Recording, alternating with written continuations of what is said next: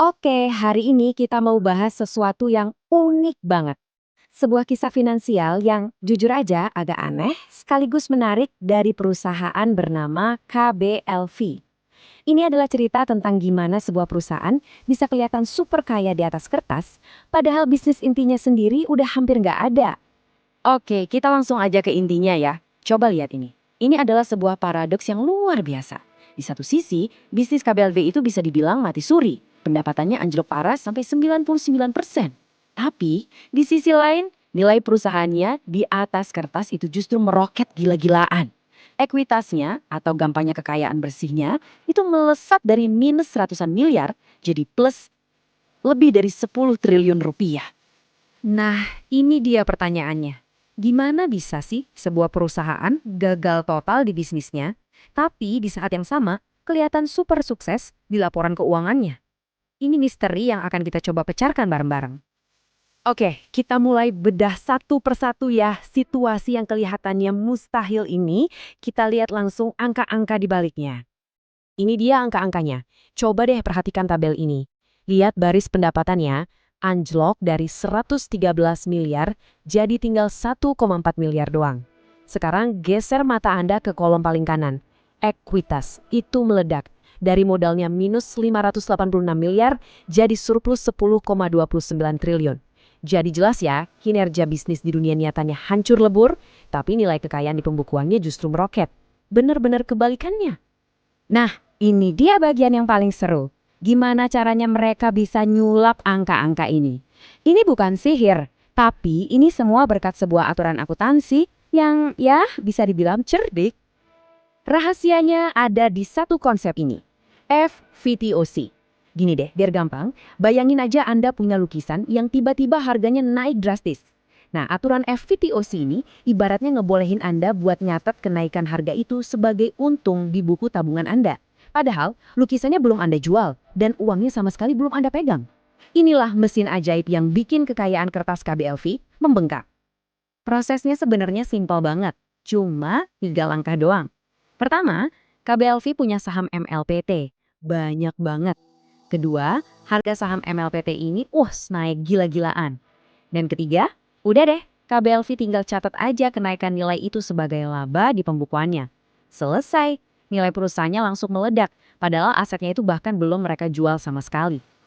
Oke, sekarang kita lihat seberapa besar sih taruhan mereka di MLPT ini. Karena pada dasarnya, semuanya cuma ditopang oleh satu investasi tunggal.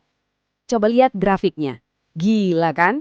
Ini adalah kenaikan nilai investasi KBLV di saham MLPT.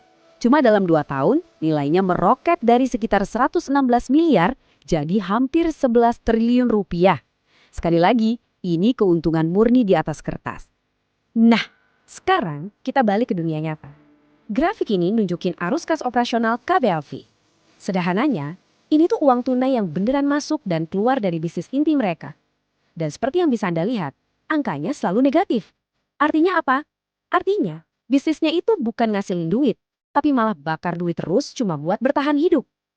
Jadi, intinya apa dong? Simple aja.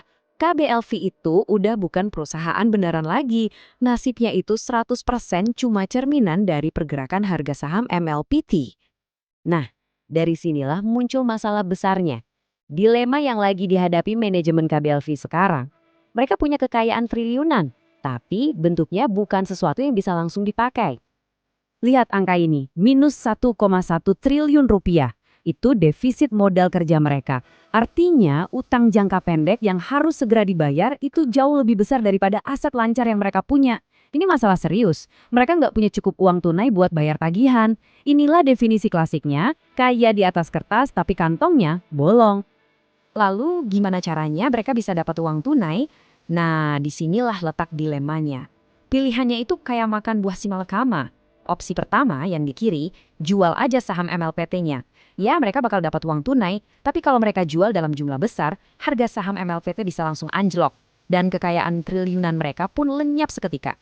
Opsi kedua yang di kanan, sahamnya digadaikan buat pinjam uang. Mereka dapat tunai tanpa harus jual. Tapi kalau harga saham MLPT turun, mereka bisa kena margin call dan dipaksa jual juga. Ujung-ujungnya sama aja, hancur juga nilainya. So, gimana nasib perusahaan yang hidup di dua dunia yang beda banget kayak gini? Ini rangkumannya. Di satu sisi, dunia finansialnya kelihatan super kuat. Di sisi lain, dunia operasionalnya kosong melompong. Katanya sih ada rencana bisnis baru di bidang data center. Tapi ya itu baru sebatas rencana. Tanpa bisnis yang beneran jalan, mereka ini cuma perusahaan bayangan. Ada kutipan yang rasanya pas banget buat situasi ini. Di pasar, ilusi seringkali lebih berharga daripada kenyataan. Tetapi tidak pernah bertahan lama. Kekayaan KBLV sekarang memang kelihatan luar biasa. Tapi karena cuma ilusi yang dibangun di atas harga saham, ya bisa jadi sangat rapuh. Dan kita akhiri dengan pertanyaan ini. Pertanyaan sesungguhnya adalah, bisa nggak KBLV mengubah kerajaan kertasnya ini jadi bisnis yang beneran, yang berkelanjutan, sebelum ilusinya keburu buyar dan pasar kehilangan kepercayaan? Hanya waktu yang bisa menjawabnya.